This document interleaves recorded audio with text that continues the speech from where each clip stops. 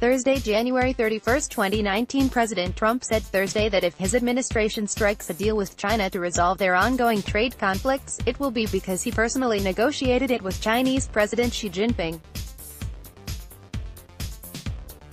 Thursday, January 31, 2019 President Trump said Thursday that House Speaker Nancy Pelosi, D-Calif, would be begging for a wall along the U.S. Mexico border if an existing barrier in California were removed. Thursday, January 31, 2019 Special Counsel Robert Mueller said federal prosecutors have evidence that is both voluminous and complex in the case against a longtime associate of President Trump. Thursday, January 31, 2019 The Sikh community in Phoenix has gifted a union that represents Transportation Security Administration employees in the region $11,000 in gift cards to grocery stores and gas stations to help cope with the recent partial government shutdown, a community member told the Washington Examiner Thursday. Thursday, January 31, 2019 Rep. Eric Swalwell is heading to New Hampshire in February for an event seen as a key stop for presidential candidates. Thursday, January 31, 2019 This week brings a flurry of activity watched closely in Washington, with the government reopening after the longest shutdown in history. It also brings a big earnings week with 113 companies on the S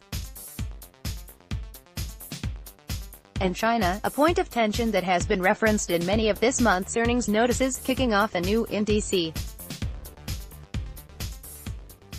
Thursday, January 31, 2019 South Bend, Indiana, Mayor Pete Buttigieg, a 2020 Democratic presidential candidate, on Thursday called for the abolition of the Electoral College. Thursday, January 31, 2019 When President Trump lashed out at the heads of American national intelligence agencies this week, he called out Director of National Intelligence Dan Coats by name, according to a report. Thursday, January 31, 2019 House Speaker Nancy Pelosi said Thursday she could support a border security deal that adds new Normandy fencing along about 30 miles of open border. Thursday, January 31, 2019 President Trump is reportedly considering former Godfather's Pizza chief executive Herman Cain for a seat on the Federal Reserve Board.